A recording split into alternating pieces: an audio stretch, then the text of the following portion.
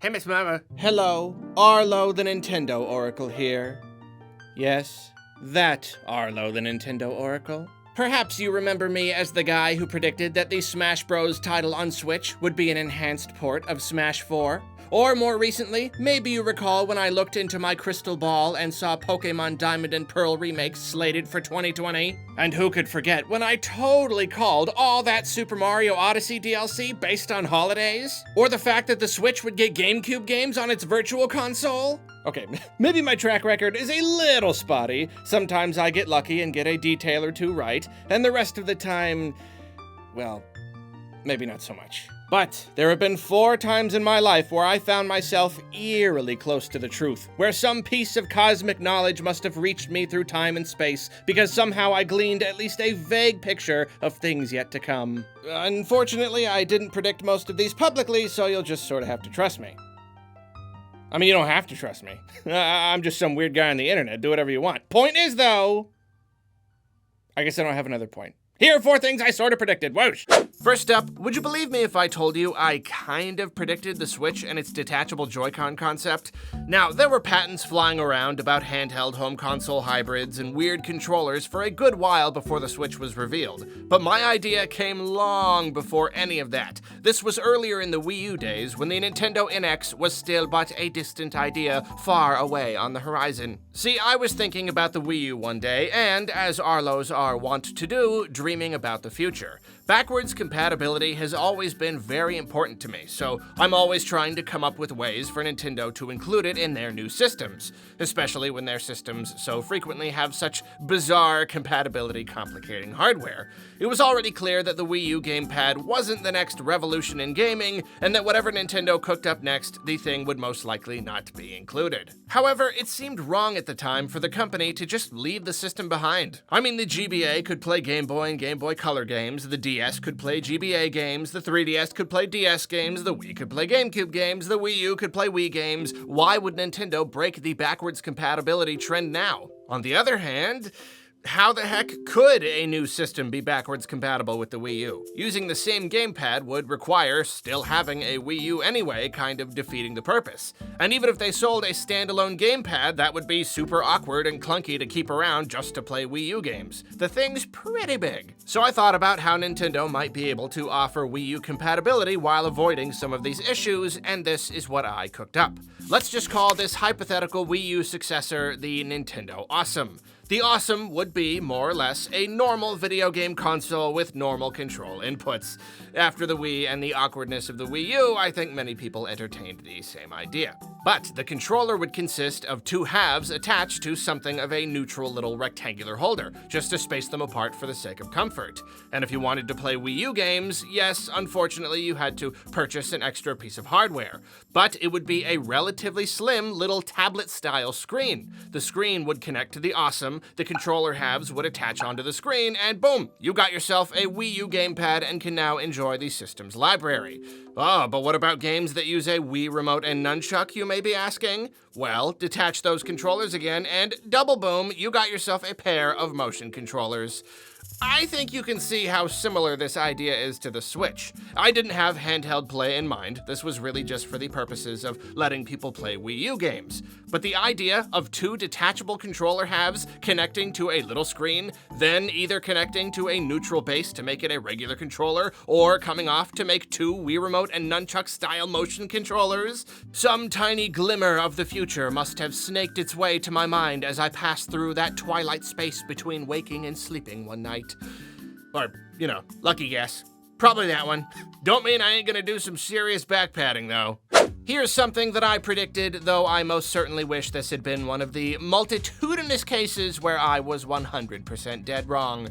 This dates back to the very early days of my channel. Back when I only had to put out a video once every few weeks because YouTube's algorithm hadn't yet trapped us all in a stressful, damaging cycle of producing content constantly lest we should be left behind. Those were the days. Anyway, at this time, I was regularly going for walks every single morning before it got too hot. On these these walks, in addition to working on my pitch for a new Fraggle Rock series with all the heart of the original show but adapted to capture the attention of modern audiences, which I will not bore you with today, but Jim Henson Company, if you're watching this, just let me know if you ever want to talk about it. In addition to that, I spent a lot of time brainstorming video ideas. I came up with a lot of stuff during this time. I've still got some of these ideas on my list of videos I'd like to make. But other ideas just never panned out, and I eventually put them in the circular file, which is an old-timey way of saying they got trashed. Except we're talking about deleting text here, not actual paper, so it doesn't really work that well, and now I don't even know why I use that expression. Anyway, one such idea was for a video about a theory I had. See, I got to thinking about Reggie Fils-Aimé one day, as we probably all do most days, let's not kid ourselves, and how he had worked for a number of big companies before Nintendo, notably Procter & Gamble, Guinness, and even VH1. At the time, the Wii U was flopping hard. The Switch had yet to be revealed. It was very likely the roughest spot Nintendo had ever been in. And when I held that up against the fact that Reggie had worked for so many companies, I started to realize that he had no obligation to stay with Nintendo forever. The company was struggling thanks in no small part to a series of very unwise and old-fashioned decisions on the part of senior staff, and there have been many reports about how nearly all decisions come out of Nintendo HQ in Japan, and the presidents in other regions have very little in the way of influence. Reggie, likely a savvy businessman, was stuck working for a company that was rapidly losing relevance in an ever-changing landscape. So I thought, wow, why the heck would he want to stay? If he'd moved companies plenty of times before, why wouldn't he do it again now? The idea that he would jump ship was a painful one, as it felt like the Reginator would forever be part of the Nintendo experience.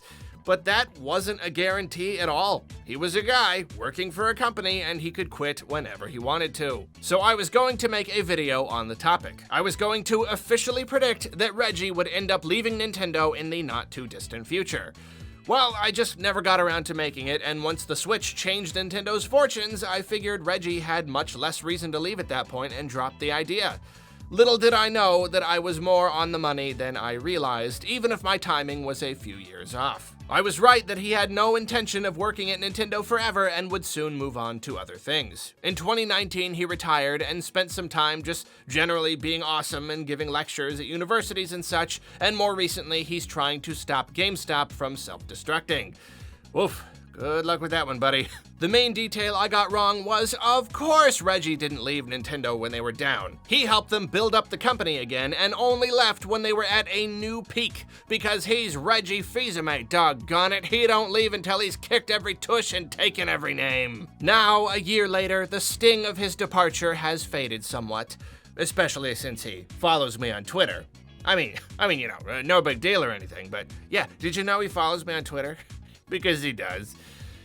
Gosh, I hope he's not watching this. Anyway, the sting has faded, but I am still left with one regret: not making that video. Everyone would have been like, no way, man, you're crazy. And then he would have left, and they would have been like, whoa, Arlo was totally right. He figured that out because he's so smart and handsome and does not have bad breath. The other predictions on this list have at least been mentioned on my channel before, but here's one that I don't believe I've ever talked about. And this one dates back further than any of them. We're talking way back in the early days of my adulthood when the DS was still the handheld system of choice. I mean, have you seen those graphics? Super Mario 64 on a handheld? It's incredible. Anyway, back in those days, things were different. Forgive me if I sound a little bitter in this next part, but I'm only being honest here. You know how these days we've got to beg and beg and beg for titles from our favorite series? How so many of Nintendo's IPs have had troubled releases or even gone defunct entirely? How we can go entire years with only a tiny handful of first-party games hitting our systems? Well, the early to mid-2000s weren't like that. Back then, Nintendo just sort of made games. Within the last few years, they'd created Luigi's Mansion, they'd created Animal Crossing, they'd created Pikmin and given it a sequel, they'd created Mario and Luigi and given it a sequel, they'd created Paper Mario, given it a sequel, and announced a second sequel. They'd made a new F-Zero. Between the GameCube and DS, they'd made 3 Star Fox games, and between the GameCube, DS, and GBA, they'd made 5, count 'em, 5 Metroid games. All of this within a 6-year period. This might sound like a bit of a tangent, and Yeah, it probably is. I miss back when Nintendo just made games with all their IPs and gave them sequels and even created new IPs left and right. And people wonder why I complain about Nintendo's sparse release schedule so much. I do have a point, though. Back then, it felt like the sky was the limit, and that Nintendo was probably working on sequels in all our most beloved series at all times. So one day, perhaps while working at Game Crazy, perhaps while dusting off a giant stack of used Madden games that no one would ever buy, I found myself daydreaming about what a new Paper Mario game might be like. 3D gaming on a handheld had become a reality, and Nintendo was clearly interested in making both home console and handheld versions of most of its IPs, so in particular, I was imagining a Paper Mario on the DS. I didn't come up with a ton of concrete details, but I did dream up one core concept the whole game would be based on. And you want to know what it was? I kid you not, it was based on color. Specifically, bringing color back to a world that had been drained of it. Wow, apparently Arlo's a liar. Yeah, I bet you're also gonna tell me you caught a gold Bulbasaur in the power plant, but you can't show me because your dad took your Game Boy away before you could save. Seriously though, I really did come up with a color-themed Paper Mario game. Granted, there were a ton of differences. There was no paint and no paint hammer. The way I imagined it, the entire world was white with black lines, like ink on paper. Every time you completed a chapter and got a color star, you would put that color back into the world. Just like in Color Splash, objects that had been drained of their color wouldn't work properly. A red bridge that needed to be colored for you to cross, blue water that you couldn't swim in, a yellow sun that didn't shine, green pipes, brown blocks, you get the picture. Any number of objects and set pieces that would be intangible until colored, and the game would slowly open up and look more pleasant with each chapter. Obviously, the idea was a good deal different from what Color Splash would become. I don't think any of us could have known what Paper Mario would become, but I'm still pretty pleased I got as close as I did. I have saved what is perhaps my best and most impressive prediction for last. You've no doubt already heard me gloat about it in my 2020 prediction video, and yet I must indulge at least one more time. When Nintendo revealed that Animal Crossing was coming to Switch in what would go down as a legendary Nintendo Direct, they gave us absolutely, positively zero information. Not a title, not a basic concept, not even one or two teeny tiny features, nothing. So naturally, when the time came to do one of my annual prediction videos, I decided to dream up what I thought it might be like. Now, I didn't come up with crafting. That was an amazing idea that I'm actually really surprised no one had thought of yet. It was fruit ripe for the picking. Here's what I did come up with though. Roll clip! The first one will be the full reveal of the new Animal Crossing game titled Animal Crossing Island Life. In this title, your town is a self-contained island, and instead of just being the mayor, you are tasked with managing and beautifying the town in order to make it a more alluring tourist attraction. The customization that previously we've mainly seen inside our houses spills out into the town. Yeah. You're just gonna have to trust me on the other ones, but this is one prediction that will forever be etched into the history books. I called the heck out of it, and you're all witnesses. The island, more outside customization, being tasked with developing and beautifying the town, I was spot on.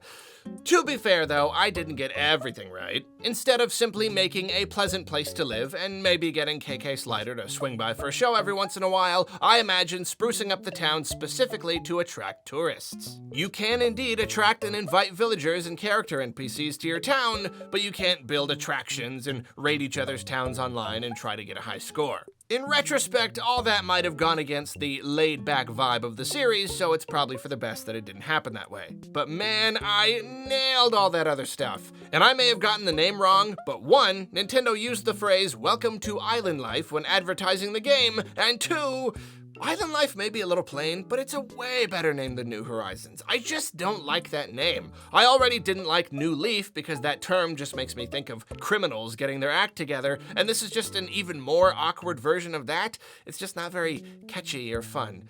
I don't know. It's about an island though. Just like I said, just like Arlo said, and that's all I care about.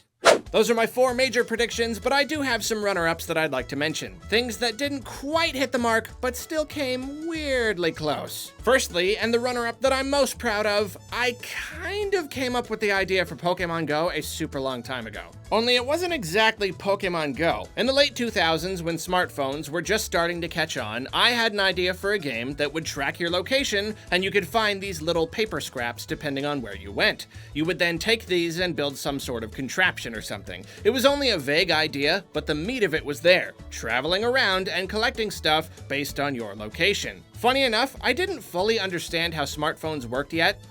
It was a different time. So I didn't know that GPS could track your location easily for use in something like Pokemon Go. I was thinking this would be some kind of future thing. Sometime later, I played Denpaman on 3DS, give me a woot woot if you played that one, which gave you different little guys to fight with based on unique Wi-Fi signals, which was pretty close. But it wasn't until Pokemon Go released that my idea was fully realized. And the Pokemon Company made billions of dollars with that idea, and I went, I guess sometimes I do have good ideas.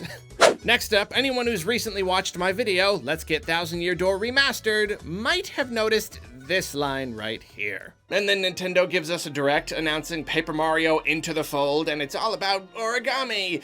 My heart can't take that kind of thing. Yep, I was basically talking about Origami King, apparently. While the game does show more promise than Color Splash did, we can't deny that Nintendo did indeed make yet another Paper Mario title focused around a cute little paper gimmick. To be fair, it wasn't an official prediction, and the idea also wasn't much of a stretch. I mean, there's only so much you can do with paper, so I'm sure many people have considered an origami-themed Paper Mario. So I'm not exactly patting myself on the back for that one, but I do think it's at least worth a mention, if anything, because it's pretty funny.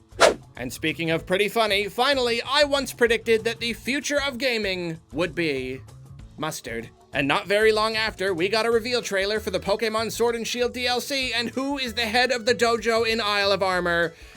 That's right. Maybe not the future of gaming, but close enough for me.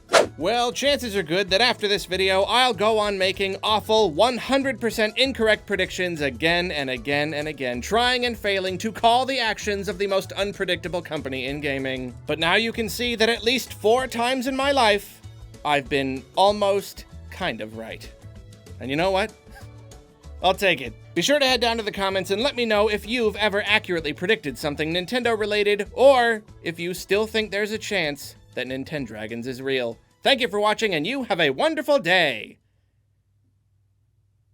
Okay, so there's this tiny village of Fraggles who got trapped in a cave-in a super long time ago, and they've come to believe that their cave is the entire world. So one day a group of them accidentally breaks through the wall and discovers the outside world. So it's their job to explore it and meet all sorts of new people and creatures and report back. There are 5 main characters again, and their personalities are being designed to balance out the energy they bring. The original cast was made up of 3 up characters and 2 down characters. Same here. And see, they've each got roles related to their mission of exploration. One is head of security. He's the courageous type, very up. He makes sure everyone stays safe. Then there's the scientist. She's a down character. She studies and catalogs all the creatures and plants they come across.